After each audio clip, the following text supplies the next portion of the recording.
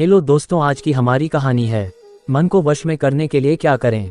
कहानी में बहुत मजा आएगा, कृपया अंत तक जरूर देखें। इस कहानी के पीछे को तर्क अगर आप समझ गए तो आपका मन काबू में हो सकता है। पहली बार जब इस कहानी को मैंने पढ़ा तो मुझे इसका तर्क समझ नहीं आया, लेकिन इसका भाव प्रेरणादायी है। एक बार महात्मा बुद्ध किसी नगर से गुजर रहे थे। बुद्ध की नज़र एक कपड़े के व्यापारी पर पड़ी जो दुखी और हताश दिखाई दे रहा था। बुद्ध चलकर उनके पास गए और पूछा कि हे भंते, तुम इतने उदास क्यों हो? अगर तुम मुझे अपनी चिंता का विषय बताओ तो मैं तुम्हारी कुछ मदद कर सकता हूँ।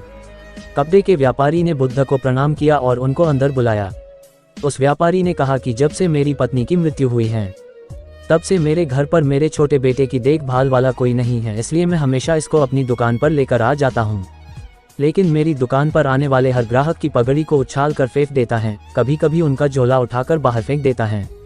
मैंने इसको बहुत समझाया, डांटा, लेकिन यह नहीं समझा। इसकी इस हरकतों की वजह से मेरे सारे ग्राहक खुद को अपमानित मानकर वापस चले जाते हैं।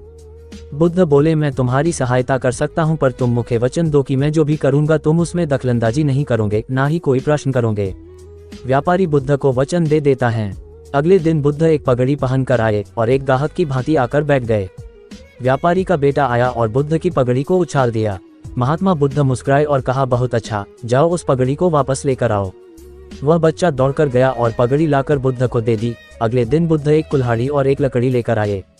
उस लड़के ने फिर से उस पगड़ी को उछाल दी। बुद्ध ने उस लड़के को कुल्हाड़ी और लकड़ी दे दी और कहा, जाओ इस लकड़ी को काटो। व्यापारी को थोड़ा सा डर लग रहा था कि कहीं उसके लड़के को चोट नहीं आ जाए, लेकिन उसको अपना वचन याद था। 7 दिन तक महात्मा बुद्ध कोई न कोई नया काम लेकर आते और उस लड़के से करवाते। शीघ्र ही वह लड़का भूल गया कि उसको किसी की पगड़ी उछालनी है। व्यापारी बहुत खुश हुआ और बुद्ध को धन्यवाद दिया। मुझे पता है कि इस कहानी का और मन के वश को कोई विशेष संबंध नहीं है, लेकिन पहले आप इस तर्क को समझ लीजिए। अगर हम अपने मन को अपने हिसाब से काम नहीं करवाएंगे तो मन अपने हिसाब से काम करेगा। मन वश में हो सकता है यदि मन को हम अपने अनुसार चलाएं। मन 2 तरीकों से, 1 मन अपने हिसाब से काम कर सकता है, या 2 मन को हम अपने हिसाब से काम करवा सकते हैं। बुद्ध से मिलने से पहले उस लड़के का मन और दिमाग अपने हिसाब अनियंत्रित रूप से काम कर रहा था, लेकिन बुद्ध ने उस लड़के को अपने अनुसार काम करवाए, जिससे उसकी आदत ही बदल गई। दोस्तों, कहानी कैसी लगी कमेंट